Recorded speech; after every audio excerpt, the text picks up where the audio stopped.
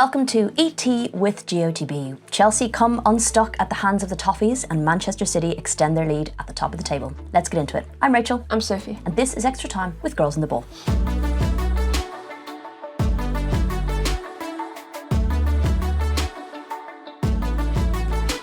Welcome back to the latest episode. Loads to get through in a very short space of time for us. So we've had a very busy Monday, then we've had a very busy Tuesday, and we need to leave very soon for Arsenal's Champions League fixture against FC Twente. Getting to Bournemouth at rush hour across London is always great crack. Also, check out our new mics. We used these yesterday in something you might have seen on socials, which I'll get to later, but we were delighted with them, so we thought we'd use them for this episode as well. But yes, very exciting little gadgets. They're very good. Okay, as ever, we are going to have a quick run through the WSL this week. We're going to look at the WSL 2 scores and table as well, because that is, as ever, very exciting. You're going to give me a player of the week and a standout moment of the week, as you often do. And then any other business we might touch on. Before we get into that, this is your weekly reminder to make sure you're subscribed wherever you're watching or wherever you're listening to this podcast. Make sure you leave us a comment or a review, and that you're following us across our socials as well, at Girls on the Ball on everything. We are delighted. We are providing you a space to rant and tell us about how you feel about everything going on in football, and start those discussions. It's great that we're getting those comments, even if they are quite lengthy. Okay, let's have a quick run through the WSL scores this weekend. Arsenal 2, Liverpool 1. Olivia Smith, of course, Stina Blackstenius and Beata Alderson getting the goals there. Then we have Leicester 0, Manchester City 3, Bunny Shaw with a brace and Carolyn getting a goal.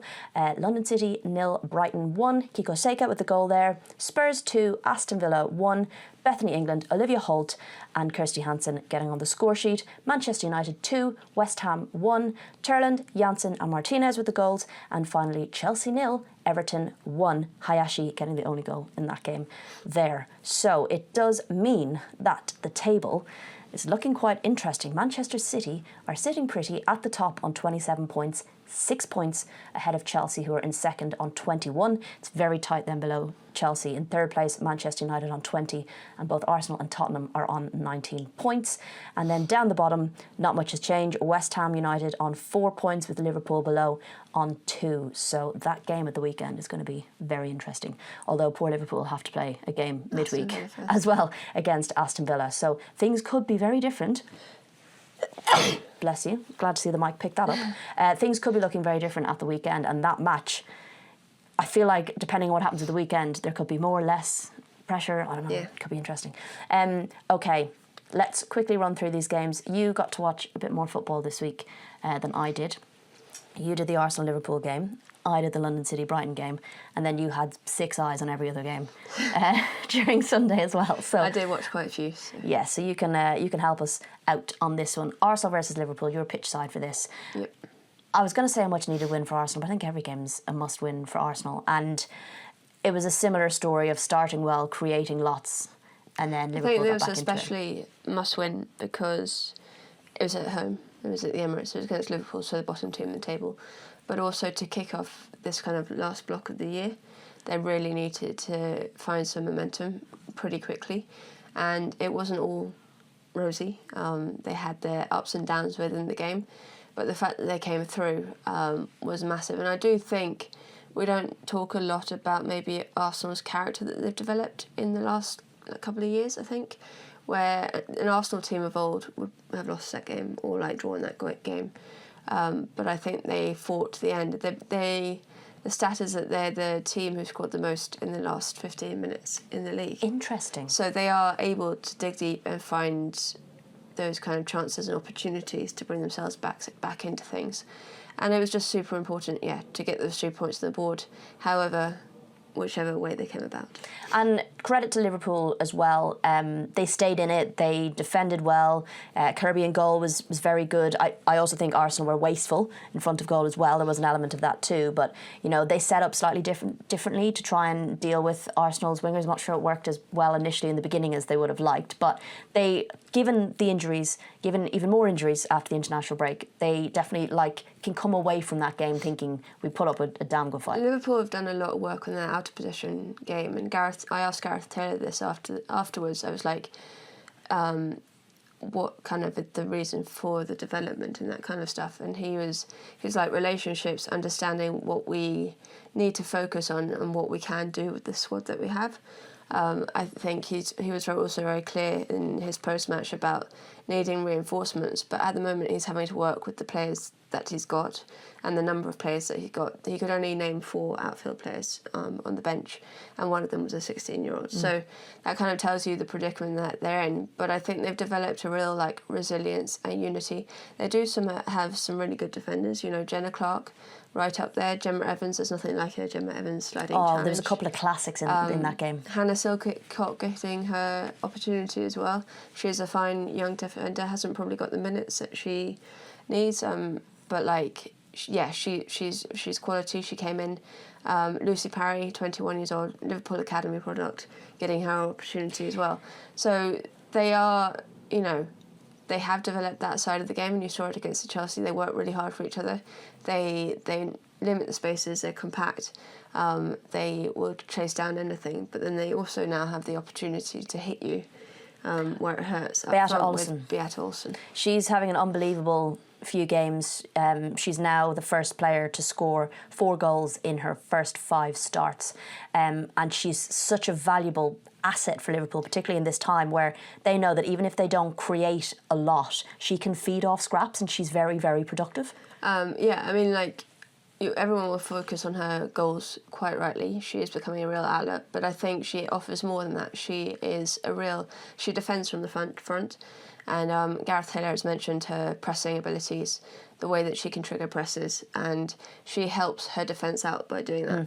They are defending further up the pitch, out of possession, than necessarily leaving it to the back line, and that's a real weapon as well. And also, just to touch on Stina Blackstenius's goal, which was some goal given the amount of maybe clearer cut chances that she missed in the lead up to that goal, and then she ends up pulling that out of the bag, top bins, took it down very well, and with her left foot as well. You know, sometimes maybe making the easy stuff look hard and the hard stuff look easy at times. But yeah, it's very Stina Blackstenius coded, isn't it? I think that's kind of the case with Arsenal at the moment anyway. You know, Alessia Russo had 2 big chances, should have scored at least one of them. But yeah, Stina, I mean, she just could not stay on side for most of the time that she was on the pitch. Too eager. But she gets those chances and they keep coming to her. I think Liverpool's line pushed out as well, they pushed higher, allowing her space, you know, to run into in behind. And she, yeah, maybe needed a few chances, but she eventually scores. She got there in the end. And actually, you know, she was denied that goal at the Emirates against Chelsea. The goal that it should have been. So to get her moment, I think, was quite special. Yeah, well done. And also, Gareth Taylor has said that he hopes to have Kerry Holland and Gemma Bonner back for the midweek game, not necessarily starting, but that it makes the bench look a little bit healthier. Yeah, it's crucial they get bodies back. Especially given the next 2 games. It's a tough window, tough block now for them, given how thin the squad is. So I was thinking about this because, you know, we've had 3 weeks with no league. And within the space of 7 days, the league is over. Well, the league is over for the first half of the year. So there's so much pressure on such a short space of time. You don't really get the time to prepare for it because you've had international break as well. Yeah. Okay, next up, I was at London City versus Brighton, getting absolutely drowned pitch side because where the dugouts are and where I stand for floor manager is in that particular ground is very uncovered, but they still, I think, they had a record turnout, and you know, credit to them, they're playing Brighton, no disrespect to Brighton, but they're playing Brighton. It was horrendous weather and they got a record turnout, so I thought it was pretty cool. Better than some other clubs around the league. Absolutely. Quite a tasty little battle this game. Brighton, Dario Vidicic had said he wanted to start well, and they did. They started very well, scoring in the 6th minute, I think it was, Kiko Seika, and then they had a penalty which was saved, like an unbelievable save from Letta. I would suggest go and watch it back. It was down low to her right in the corner. It wasn't a bad penalty. It was just a great save. And I think that gave London City a real boost because Brighton had to weather a storm for the rest of the half. And, you know, you're seeing what London City are trying to do. Jocelyn Pressure and Kosovar Slani were understandably disappointed when I spoke to them post-match, but that was because they felt like they should have got more out of the game and they were knocking on the door. Nadozi pulled off some great saves in goal, but those connections are really building. Imran and Fernandez on either wing are so dangerous, and their link-up play with wingers is so good. And it was just like passes were just an inch too long or a touch too hard or just offside. And, you know, you can see once those kind of connections start to really connect, like how dangerous they can be. Yeah, I think also the out-of-possession part of Brighton's great game is probably the most impressive thing that's developed in the last 12 months. When we think back to last season, at the beginning of last season, when they went to Arsenal and shipped like 4 goals, they were really good on the front foot, and when they had possession and when they could play teams in and around them where they could dominate the ball and create chances. But they fell away defensively, and I think actually, while their form hasn't always been the most impressive this year, they have really worked hard on that defensive side of the game. I think Ndozie has added so much to the team. She's world class. She's come in. She's probably one of the signings of the season, I think. She's a bit risky at times, likes to run out and cause problems, but more often than not makes up for those kind of risk taking, and made some superb saves. I think Caitlin Hayes has been brilliant. She was superb alongside Moeka Minami. Yeah, I think they're building a real partnership together, and they look like they're developing a real strength at the back that they probably previously didn't have. I think I will say they take a lot of risks playing out from the back, and they were caught out and nearly caught out countless times at the weekend, which is something they definitely need to tighten up. And I understand you need to keep doing it to get better at it, but it's just recognising the moments to take the pressure off. Sometimes you just send it long. But you're right, I thought Caitlin Hayes was very, very good against London City, particularly in set pieces. I thought Maisie Simons had a great game. She didn't get player of the match. I probably, between her and Caitlin Hayes, I would have thought for player of the match, Kiko Seika was given it. And God love her, she, as captain, has to keep coming in to then present it to Kiko Seika because Kiko's English isn't good enough to do the post-match interviews. And she said this keeps happening to her, and she keeps thinking maybe I've won player of the match, and actually she's just being brought in to hand it over. But I did think she was a worthy winner too. She does the dirty work that perhaps goes unnoticed, tracking back, putting in last-ditch tackles. Her press is so good. Yeah, when the ball's turned over, she's one of the first ones in it. God love her, she got a bash in the nose. She was all bloody, and she was in the wars. She was down a few times during that game, but it was a gritty performance, much more open second half. Either team could have scored in the second half, and I rated both sides really pushing to the end, as opposed to maybe Brighton sitting back and trying to hang on to a 1-0 lead. So it was a very enjoyable game overall, apart from I was really wet and cold. Okay, another midday kickoff was Tottenham versus Aston Villa. All the action saved until the final, 10 minutes or so? Yeah, I mean, the red card came in the 60-something minute. Oshan Deslanders got sent off with a second yellow. But yeah, it was a real back and forth roller coaster. Aston Villa would have thought they would have won the game with Kirsty Hansen's goal in the 84th minute. And then they immediately concede to Bethany England, so you don't have any time to bed in your kind of lead. And you have to go again, and eventually the pressure told. Beautiful reverse pass from Bruce Spence to set up Olivia Holt. But these are the kind of games that, Tottenham have to be winning, and they're sitting quite tasty in fifth. They're 4 points clear of London City, who are in sixth. And then they're only a couple of points behind Chelsea in second. So they're very much keeping in touch with the top. You have to beat, I think, a lot of these teams can always put in performances against maybe the top teams. You go and get a 0-0 or a draw or a win or whatever, and then they struggle with consistency against those in and around them. And I think that's what Martin Ho has so far fixed this season, is that, they lost to London City, but generally they've been getting points of those teams where they're fighting for this fifth spot, against who they're fighting for this fifth spot. It's interesting because, as you say, London City have had, up until Brighton, beaten the teams in and around them when they played them, and it was the top 4 where they came unstuck, which I think has been what teams tend to struggle with. So to see Tottenham doing similar and being able to sustain that and be sitting where they're sitting is really impressive. I do feel partially responsible because I asked Natalia Arroyo about their away form. They've one of the best away forms coming into this game, along with Chelsea, and had only conceded 1 goal.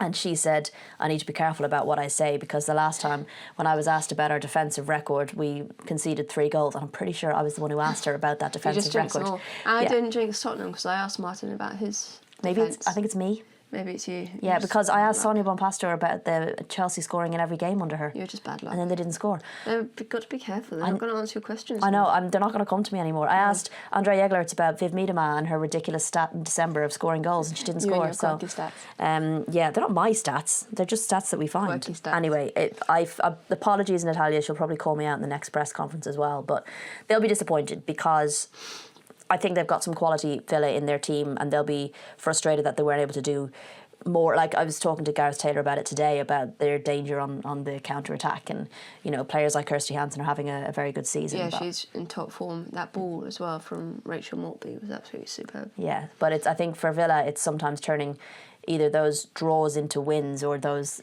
keeping those draws and not losing those points. So, but again, like you said, Tottenham Hotspur having a great season so far, and on up front I picked that reverse pass and goal as my moment of the week because Drew Spence celebrated it before as soon as it landed at Olivia Holt's feet.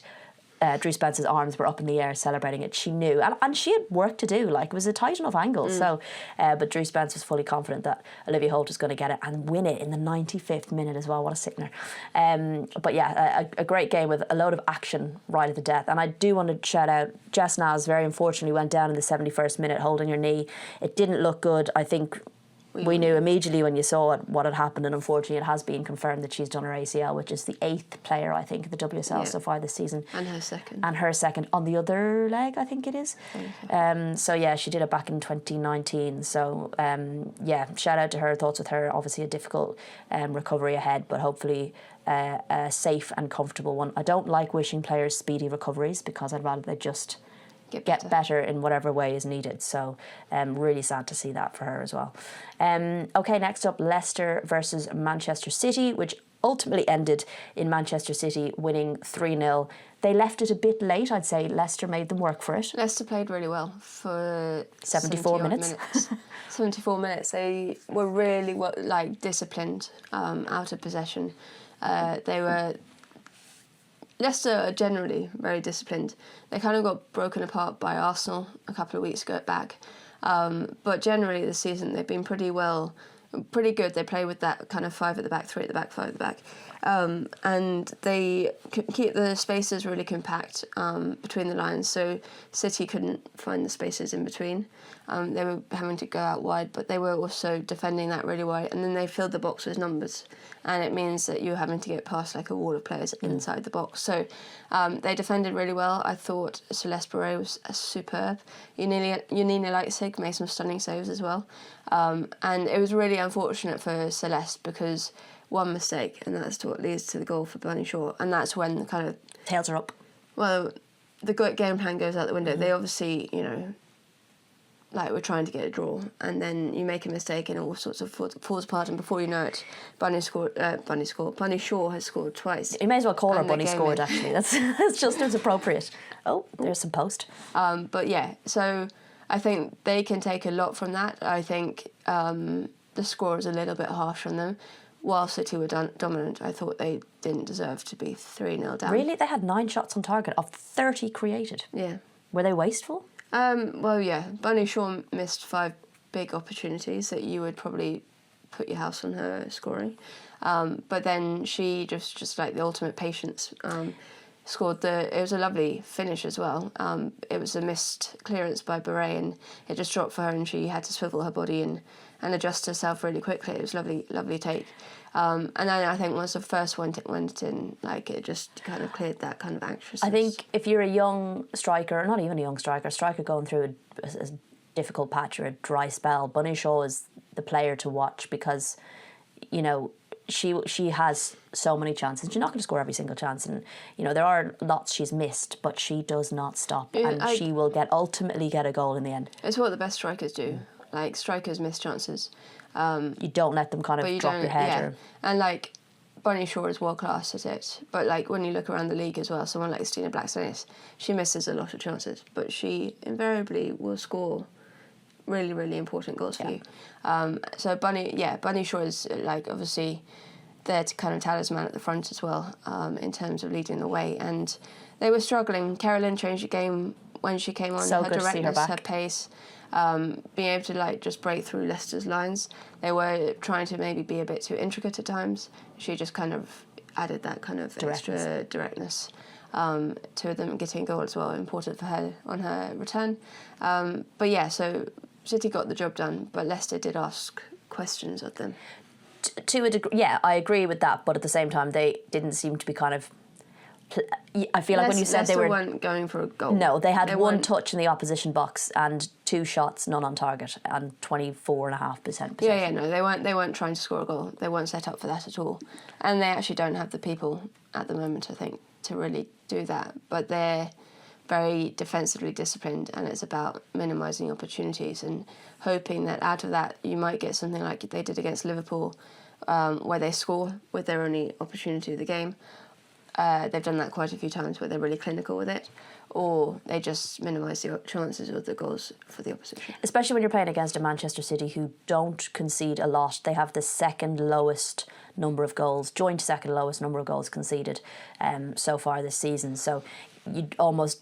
the danger of committing too much forward against a team like Manchester City, who are so dangerous up front but also quite tight at the back, is...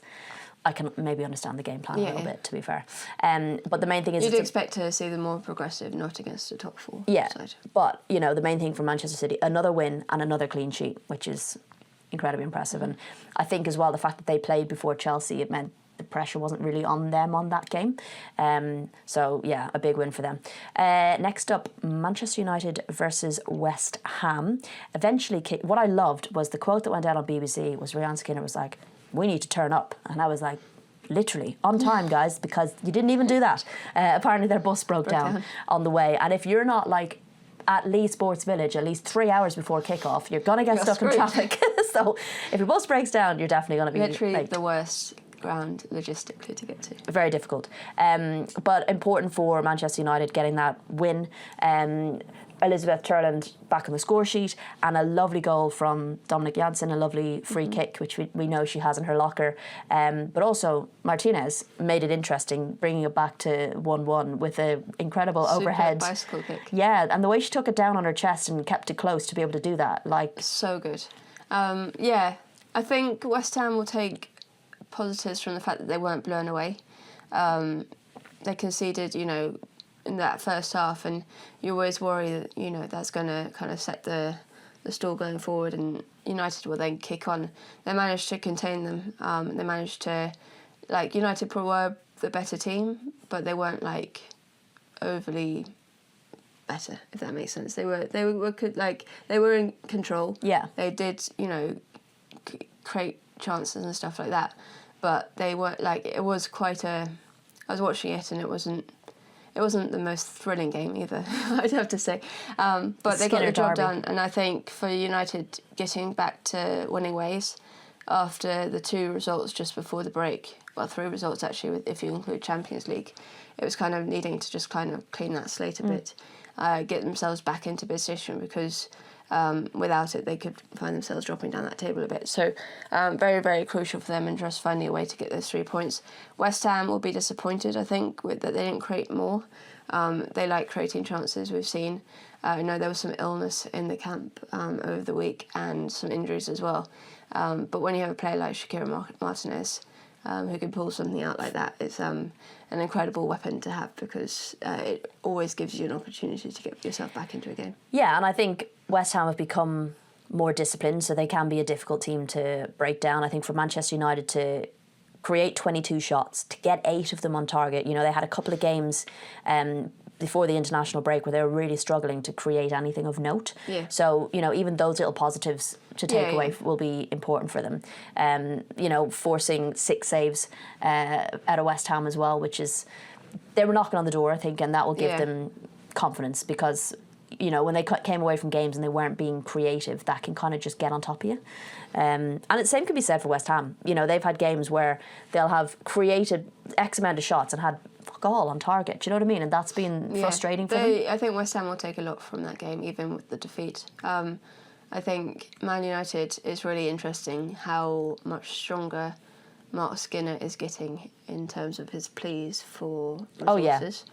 Like, he said they needed to be aggressive in the window, and he's mentioned it in press conference after press conference after press conference. It's funny because I saw someone accusing journalists of not asking about the transfer window, and it's like he talks about it in every bleeding press conference. That press conference I held it by myself in Wolfsburg, he brought it up there. He's brought it up in pre-match and post-match. It's very clearly on his mind, and he's trying to perhaps force or persuade the board's hand that they need to start forking out for some money and for some resources and for some extra quality in their line, especially without Celine Bizet.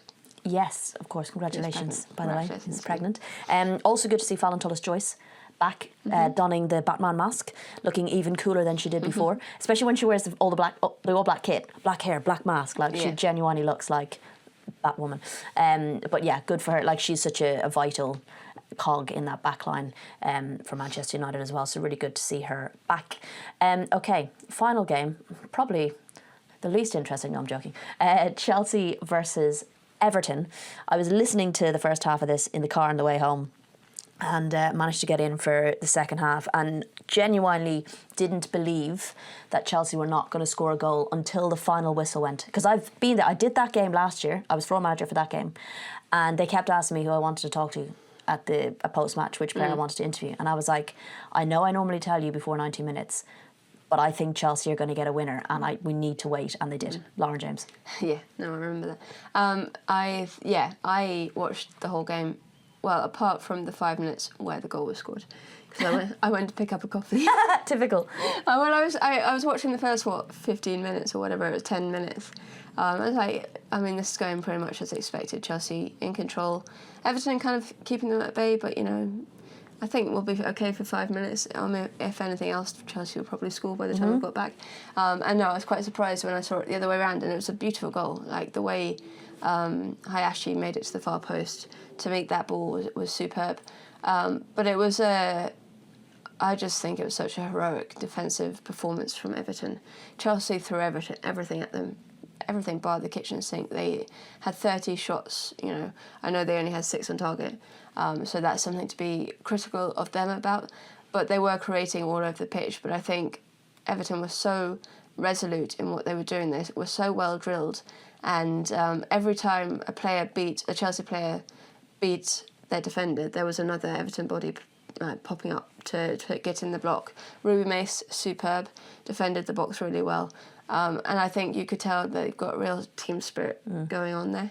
Brian Sorensen, I don't know how he was doing the post-match interviews at the end. How did he have a voice? Yeah, he was literally, you could hear him losing it on the side of the pitch. I don't know how he recovered that, but he was delighted. He said it was only the second time they'd been able to name the same team. Which I think is really important. I think is crucial. Like, people think about Everton and the fact they've had some investment in the last year, but they have had huge injury problems, and especially this season they've the reason why Ruby Mace is playing centre back is because at least Stanovic is not there, and so she's having to fill in there. Actually, she's doing it really well. We know what we know.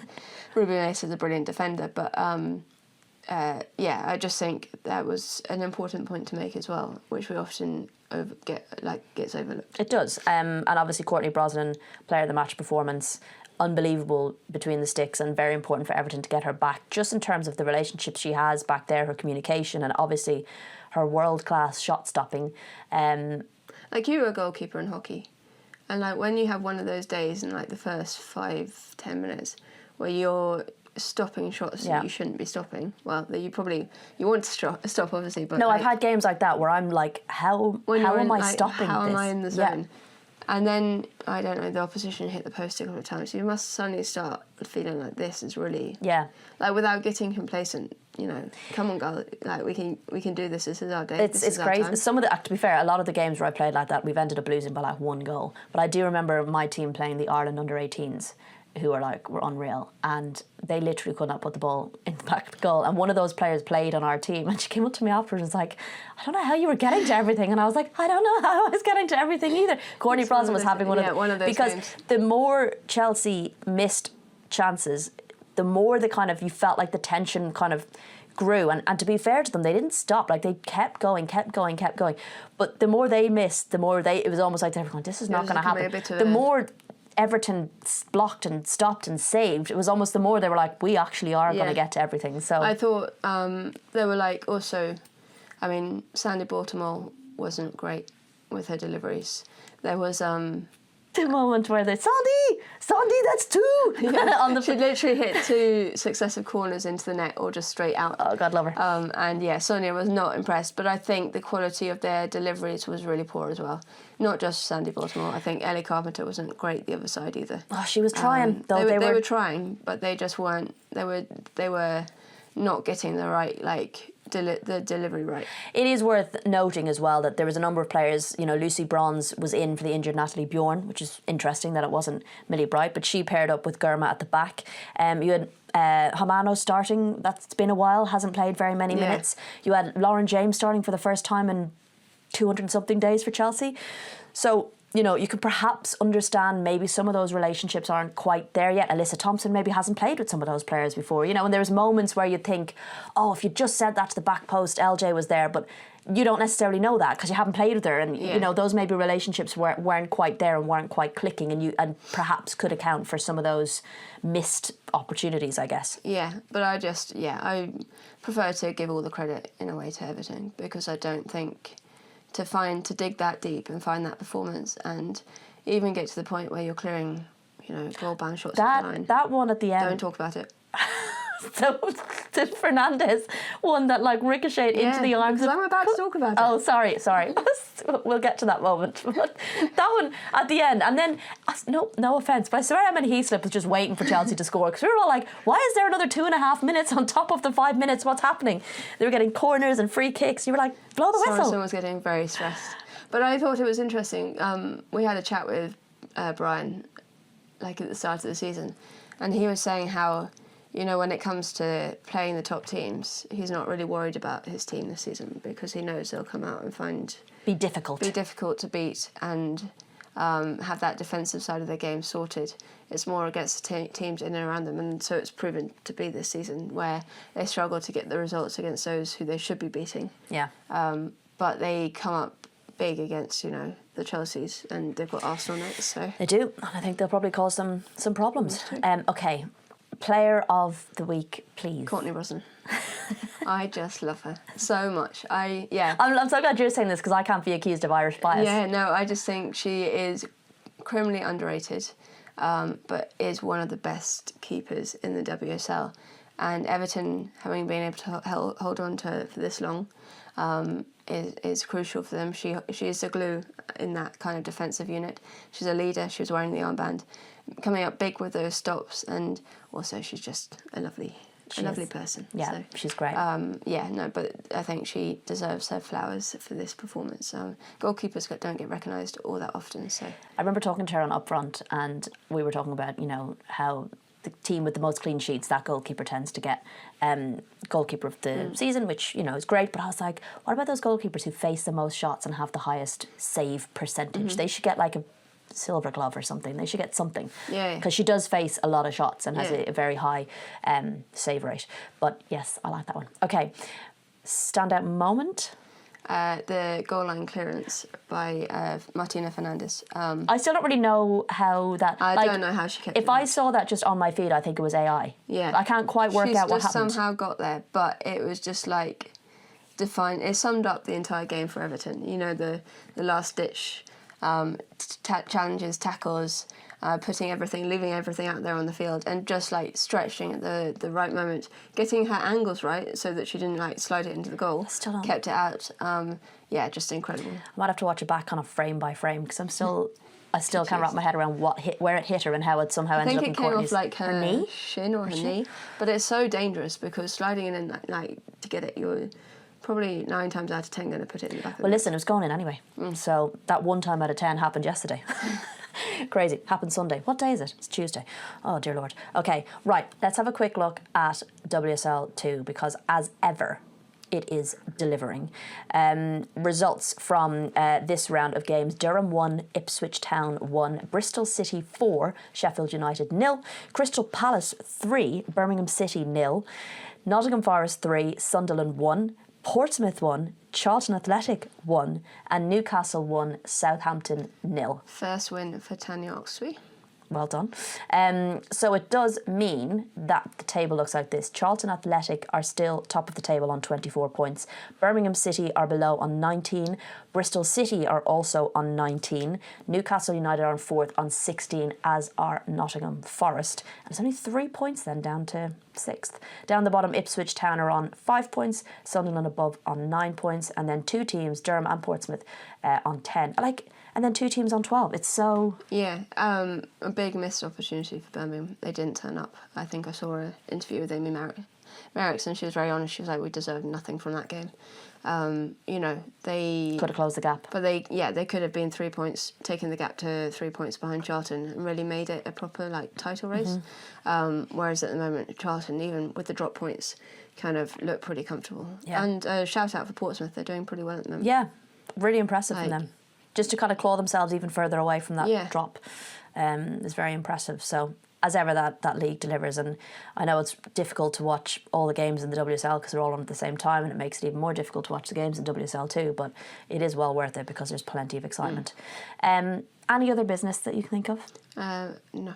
Okay, well, my only other business is that we have done a second episode of Pause in Play with Kirsty Hansen. So I'm going to try and get that out this week, hopefully, because it has got video as well as audio with our lovely new microphones. But it has video too, so you'll get to see and meet Hugo, who's very cute and very energetic. And so bubbly. Yeah, and she was great. Kirsty was great, by the way, as well. Kirsty was great. Very open. Of course, Kirsty was great. And a really good chat, so definitely worth a listen when that comes out, so keep an eye out. You won't miss it if you're subscribed and following us across all of our socials. Otherwise, we've got Champions League this week, then we've got games of the weekend, and we'll have loads to talk about next week. I really don't like having Champions League on a Tuesday. Yeah, it's weird, isn't it? I feel like I haven't had time to process the weekend. Yeah, and we're still trying to do our podcast. Competition. We have to go in 10 minutes. Anyway, we'll chat to you next week. See you then.